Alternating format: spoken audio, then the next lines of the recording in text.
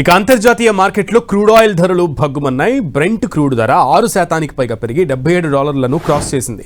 Iran తన పొరుగు దేశాల్లోని అమెరికా స్థావరాలపై దాడులు చేసిందన్న వార్తలతో అంతర్జాతీయ మార్కెట్లో ముడి చమురు ధరలు ఒక్కసారిగా పెరిగాయి.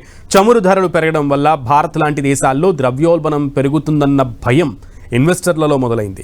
హర్మూజ్ జల సంధి ద్వారా రోజుకు సగటున 2.5 మిలియన్ బ్యారెల్ల చమురు దిగుమతి అవుతోంది. ఇది మన దేశం మొత్తం దిగుమతుల్లో 50% సమానం.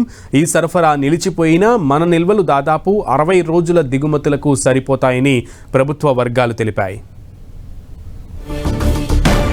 హర్మూజ్ జల సంధి వల్ల చమురు ధరలు బాగా పెరిగేటువంటి అవకాశం ఉంది అనేటువంటి వార్తలు ఇప్పుడు చాలామందిలో ఆ టెన్షన్ని పుట్టిస్తున్నాయి. సో అటు క్రూడ్ ఆయిల్ ధరలు కూడా, బ్రెంట్ క్రూడ్ ఆయిల్ ధర కూడా భగ్గుమన్నటువంటి పరిస్థితి ఉంది. సో దీనికి సంబంధించి అనాలిసిస్ని తెలుసుకునే ప్రయత్నం చేద్దాం.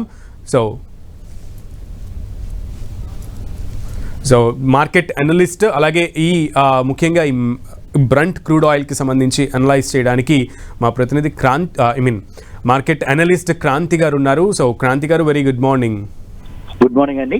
సో క్రాంతి గారు, సో వార్ ఎఫెక్ట్ వల్ల అన్నీ కూడా ఎఫెక్ట్ పడుతుంది. అన్ని కమోడిటీస్ కూడా వాటి ఇబ్బందిని చూపిస్తున్నటువంటి పరిస్థితి. అయితే ముఖ్యంగా బ్రెంట్ క్రూడ్ ఆయిల్ ఇంకా చూసుకోవాలి, ఎందుకంటే చాలా ప్రైస్ హైక్ అయినటువంటి పరిస్థితి కనబడుతోంది. సో ఎలా ఉండే అవకాశం ఉంది?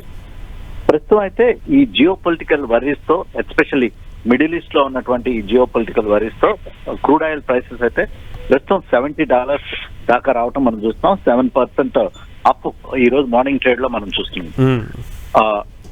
ఈ వీకెండ్ కనుక క్రూడ్ ఆయిల్ ప్రైసెస్ కనుక $80 to $90 కనుక వెళ్తే కనుక డెఫినెట్ గా దాని యొక్క ఇంపాక్ట్ అనేది ఇండియన్ మార్కెట్స్ మీద ఉండటానికి అవకాశం ఉంది. మీడియం టు షార్ట్ టర్మ్ లో ఇండియన్ ఎకానమీ మీద ఇన్ఫ్లేషన్ ఒక వరీయింగ్ ఫ్యాక్టర్ కింద ఉండటానికి అవకాశం ఉంది.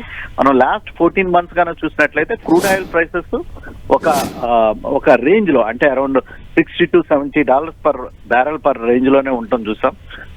Despite of earlier Israel and Gaza మరియు ఇజ్రాయెల్ అండ్ ఇరాన్ మధ్య వర్రీస్ వచ్చినప్పటికీ ఎప్పుడు $85 పర్ బ్యారెల్ అయితే ఎప్పుడు క్రాస్ చేయలేదు.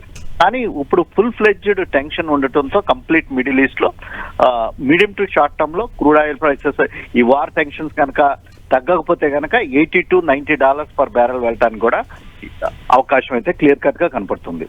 ఓకే, అయితే ముఖ్యంగా ఇండియాకి సంబంధించి ఇప్పటికీ అంటే మీరు చెప్పినట్లుగా ఒక 1 week వరకు కూడా $90 లోపు, $90 పైన పెడితే కనుక దాని ఎఫెక్ట్ ఉండే అవకాశం ఉంది. అండ్ ఇన్ఫ్లేషన్ మీద కూడా ఎఫెక్ట్. ప్రస్తుతం ఈ వీక్ అంతా కూడా ఎలా ఉండే అవకాశం ఉంది? Because it's just beginning. ఈ టెన్షన్స్ ఏ రకంగా ఎరప్ట్ అవుతాయి, ఎస్కలేట్ అవుతాయో ప్రధానంగా చూడాలండి. ఇప్పుడు దాకైతే షిప్పింగ్ లైన్స్ డిస్టర్బ్ అయినట్టుగా ఎక్కడ న్యూస్ అయితే ఇంకా లేదు ప్రస్తుతానికైతే.